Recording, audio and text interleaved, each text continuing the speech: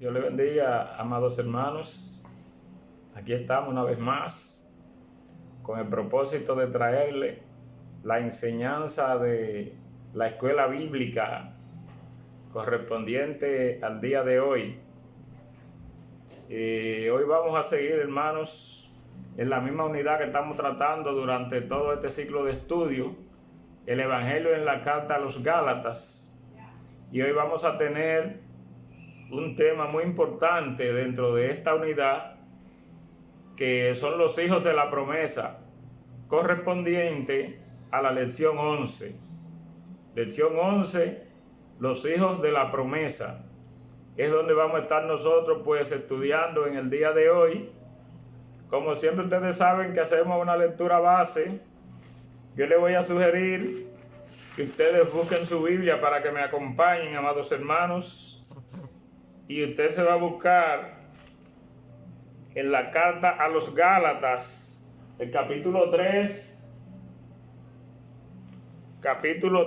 de la carta a los Gálatas, del versículo 23 al 29.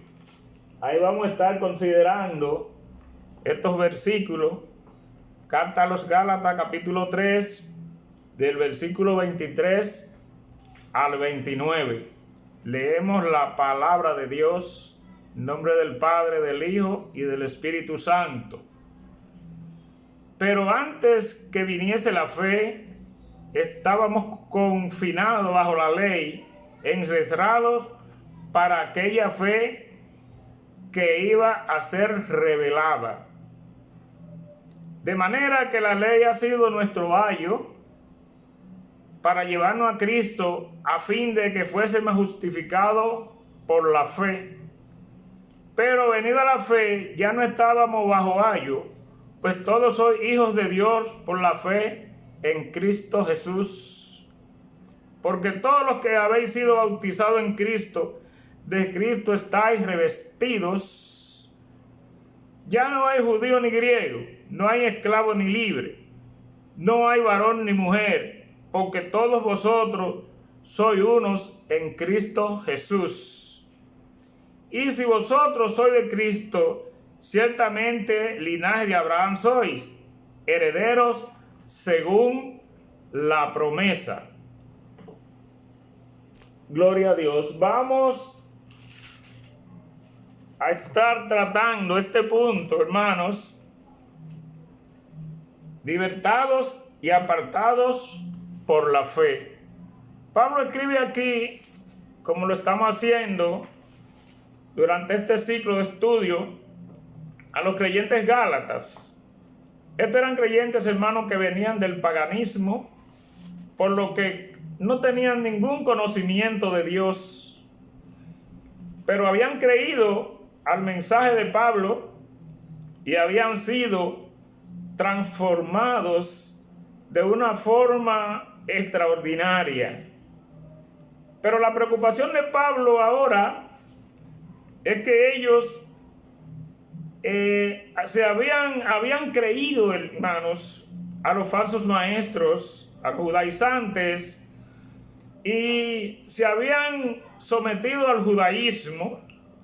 Estos falsos maestros enseñaban que era necesario obedecer, seguir la ley de Moisés para poder ser justificado delante de Dios, y no por el sacrificio de Jesucristo en la cruz del Calvario, por la salvación, por el perdón de nuestros pecados.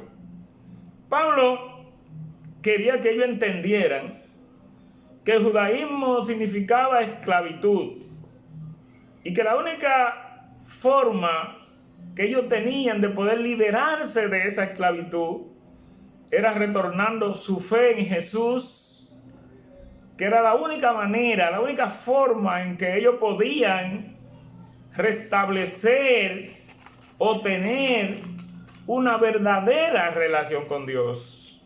En este tiempo nosotros hoy como creyentes debemos comprender que no somos inmunes ante las presiones del judaísmo, por lo que debemos tener siempre el debido cuidado, hermanos, de no caer en el error de la autosuficiencia en nuestro andar con Dios. Dios dio la ley, hermanos, para instruirnos acerca del pecado y para revelar la necesidad que tenía el ser humano de un Salvador. La ley, el propósito de la ley, en ningún momento era servir como medio de salvación para el ser humano, sino que más bien la ley fue nuestra guía para conducirnos a Jesús, para por medio de nuestra fe nosotros ser justificados delante de Dios. Pero después de la muerte y resurrección de Jesús, después de su sacrificio en la cruz, ya la ley dejó de ser nuestro guía, porque la ley fue dada hasta que llegase la simiente. Y Cristo fue o completó su sacrificio en la cruz, por lo que la ley había cesado, solamente como guía para conducirnos a Jesús. Así teníamos que ver la ley, hasta que llegó el sacrificio perfecto de Cristo en la cruz, donde ya la ley cesa como una guía para nosotros. Pero ¿qué es un guía, hermano? ¿Qué es guía? ¿Qué se interpreta? ¿Qué se conoce como guía? Bueno, guía es un término griego que para los griegos y los romanos significaba un esclavo. Un esclavo que se escogía para que se encargara de la formación del hijo del dueño de los esclavos. Ese sirviente tenía como misión preparar a este joven de forma que tuviera un comportamiento ejemplar y podía inclusive castigarlo si era necesario hasta que este joven cumpliera los 16 años aproximadamente. Entonces, nosotros hoy como creyentes, la fe en Cristo, hermano, nos lleva a nosotros como creyentes a una relación padre-hijo con Dios. A eso nos lleva la fe como creyente hoy. Por lo que hoy toda persona puede ser miembro de la familia de Dios, pertenecer a la familia de Dios, porque la barrera entre judíos, griegos, libres, esclavos, hombre y mujer, fue destruida por el sacrificio de Cristo en la cruz. O sea que ya no hay barrera, sino que hay toda oportunidad para todo aquel que quiera venir a Cristo Jesús. Por lo que, además, nosotros los cristianos tenemos una nueva relación con Dios y una nueva relación entre nosotros, pues somos uno en Cristo Jesús. Abraham, amados hermanos, creyó las promesas de Dios y fue justificado delante de Dios. Nosotros somos hijos de Dios, somos hijos de Abraham, somos sus descendientes espirituales. Entonces, Pablo describe el periodo de la ley como la infancia del pueblo de Dios. Pero aunque Dios le tenía una herencia espiritual prometida a su pueblo, bajo la ley sería esclavitud.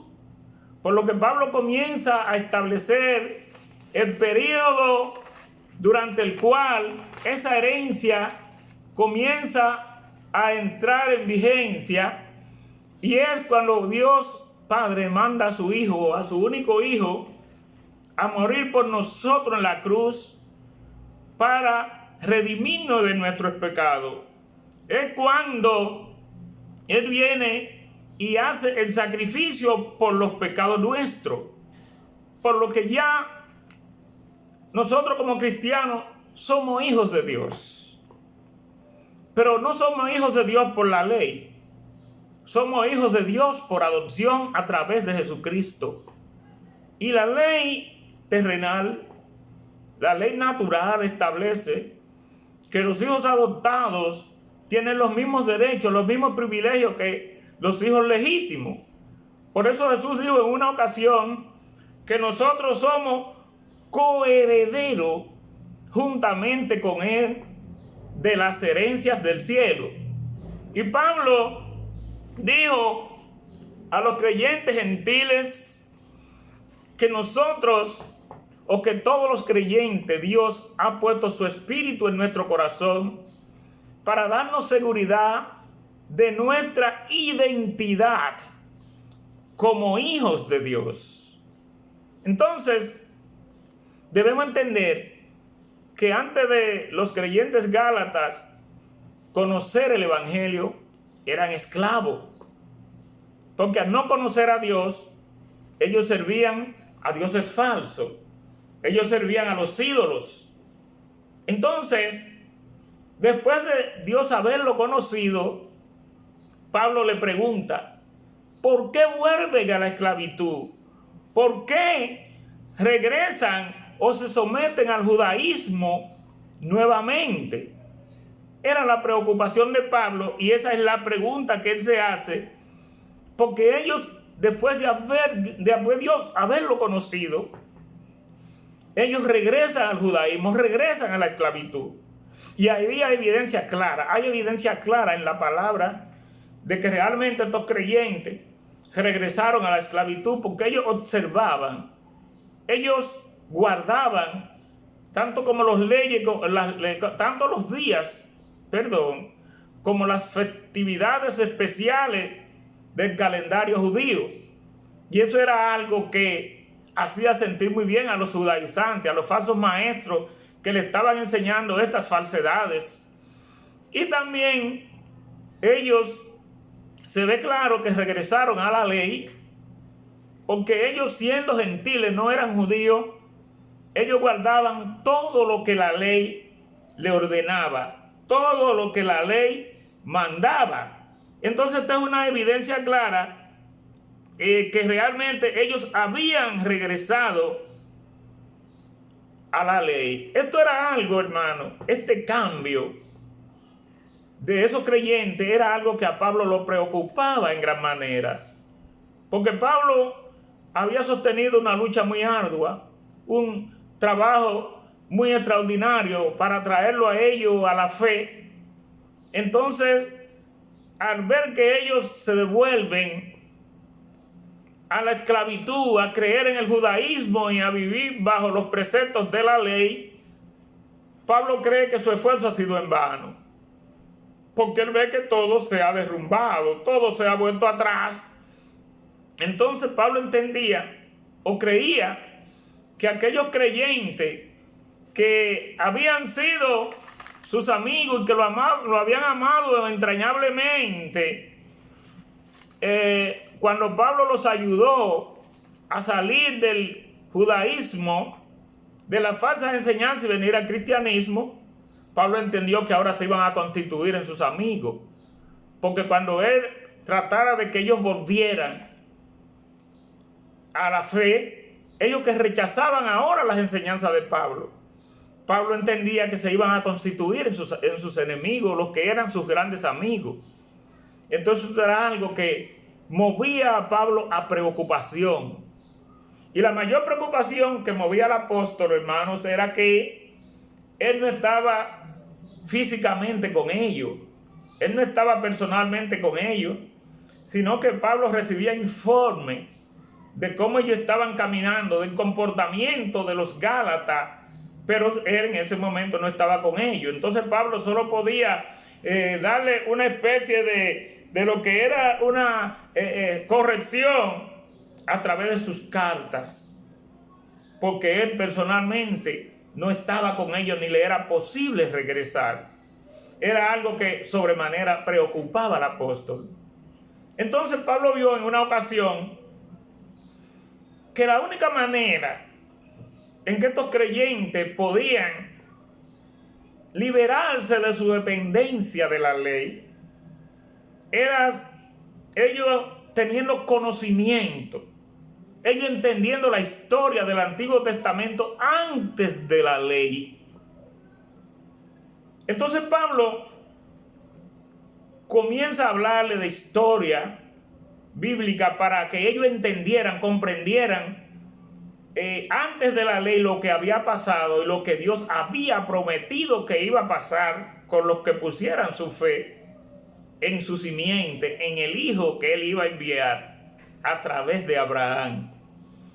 Por eso Pablo comienza de una forma muy sabia, como Pablo siempre hacía, hablarle acerca de la historia de Abraham, y dice que Dios prometió a Abraham que iba a ser padre de multitudes, que iba a ser padre de muchedumbres, algo que parecía poco creíble, porque Abraham y Sara eran dos personas de una edad muy avanzada para tener hijos.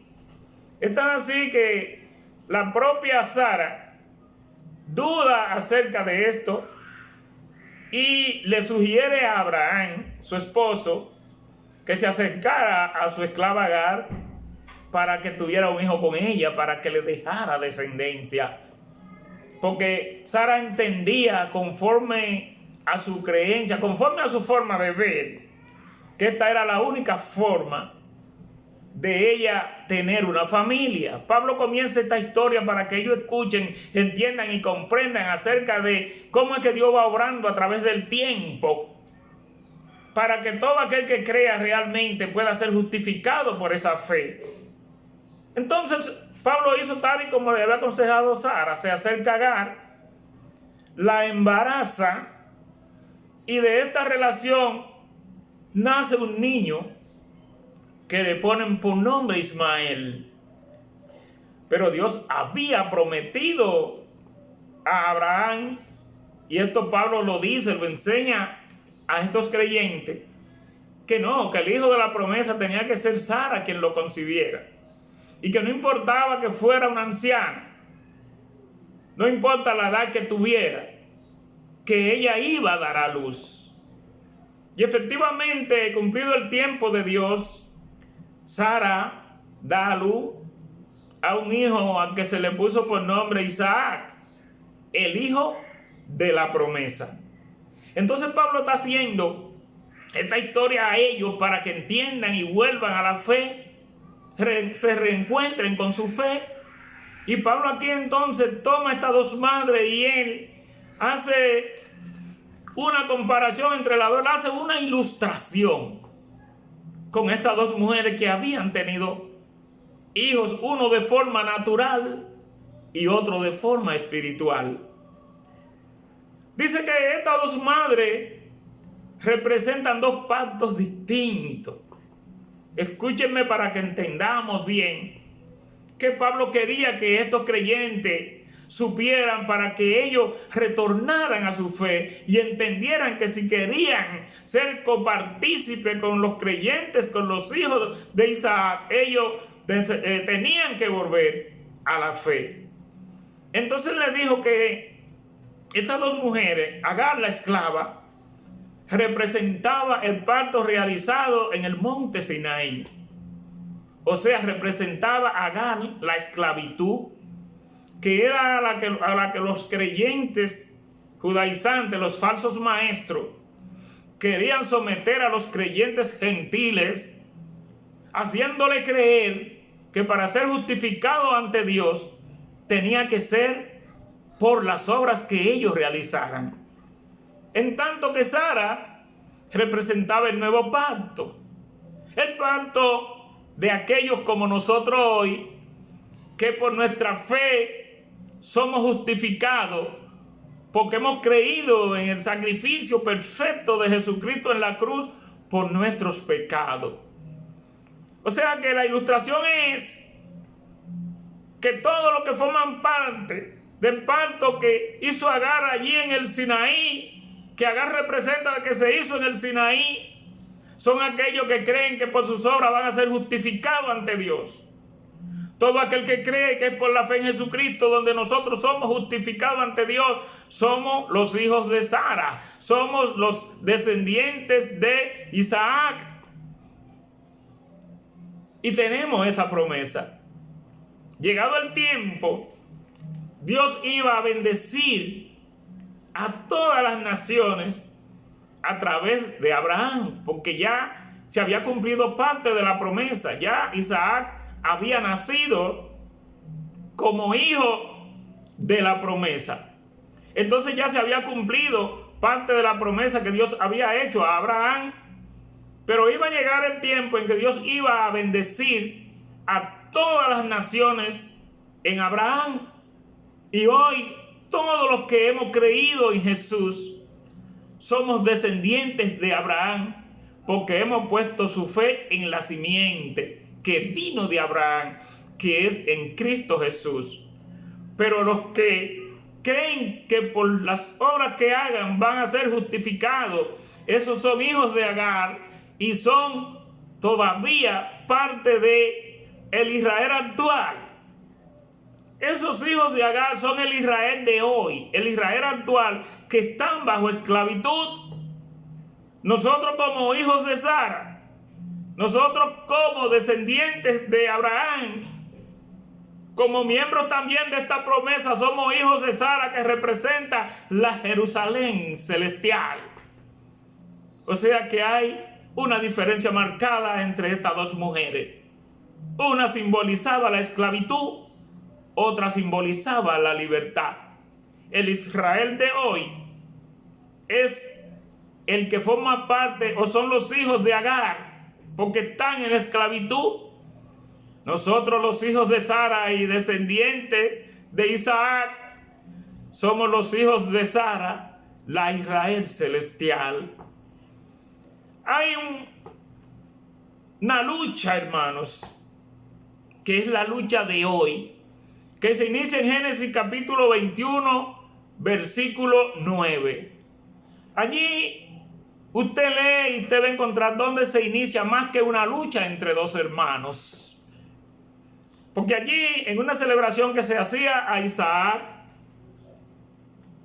Ismael se burla de su hermano menor.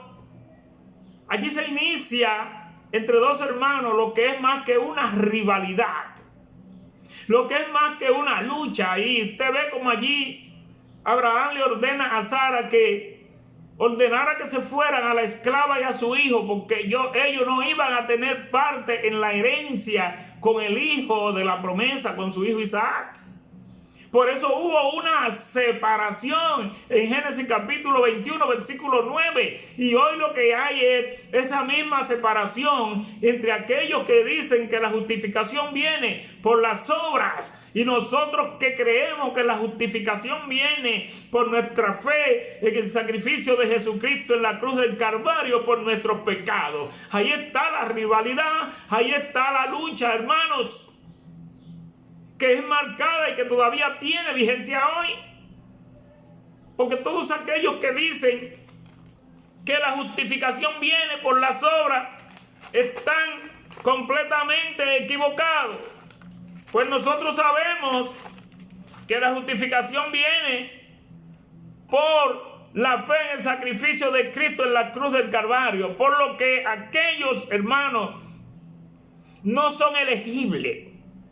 Aquellos que creen que por sus obras van a ser justificados delante de Dios, no son elegibles para compartir las herencias del cielo con lo que hemos creído y creemos que nuestra justificación viene por nuestra fe en el sacrificio de Cristo en la cruz del Calvario. Por lo que Pablo continúa esta explicación a estos creyentes para que ellos entiendan que deben volver a su fe. Él le hace un llamado para que vuelvan a su fe y ellos vuelvan a ser lo que eran antes, hijos de Abraham. Ellos vuelvan a ser lo que eran antes, hijos de Sara. Ellos vuelvan a ser los descendientes de Isaac si querían compartir realmente la herencia del cielo con los descendientes de Isaac que somos nosotros, porque no hay compatibilidad, no pueden ser elegidos. Y por eso Abraham le dijo a Sara que ordenara que la esclava con su hijo se apartaran y se fueran, porque no iban a compartir las herencias o las promesas que le fueron hechas con su hijo Isaac, que es el hijo a quien se le hizo la promesa. Entonces, el llamado que Pablo hacía era ese: que volvieran a su fe, a lo que ellos eran antes, hijos de Abraham, para que pudieran ser elegibles, para poder realmente ser heredero, como Jesús nos prometió a nosotros hoy, que nosotros, o Él iba a compartir con nosotros las herencias del cielo, porque somos, aunque hijos adoptados, hermano, se nos ha dado el mismo derecho que a los hijos legítimos, como es Jesús, y por eso Él dijo que iba a compartir las herencias del cielo con cada uno de nosotros, los que pongamos su fe en Él. Es por eso que nosotros como creyentes tenemos que diferenciarnos, tenemos que vivir de una forma diferente a como viven aquellos que buscan la salvación por medio de sus obras, o buscan la salvación fuera de la fe en Jesús. Y nosotros tenemos que demostrar realmente que la salvación viene por nuestra fe en Jesús, por lo que debemos permanecer siempre firmes en la fe y gozosos de dar testimonio de la libertad espiritual que tenemos en Cristo Jesús. Nosotros tenemos, hermano, que dar testimonio de esta fe. Nosotros tenemos que vivir gozosos de la libertad que gozamos en Cristo Jesús. Porque todos los que buscan la justificación por las obras son carnales. Estos hijos en los que se inicia esta rivalidad. En Génesis 21:9, uno fue nacido según la carne, el otro fue nacido según el Espíritu. Por eso se ve algo natural, que es una rivalidad entre dos niños nacidos en ambientes completamente distintos.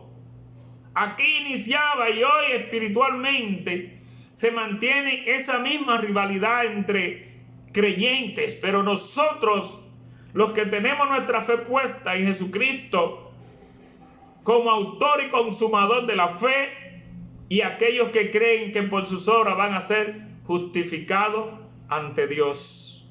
Que Dios les bendiga, mis amados, que Dios les guarde y hasta la próxima.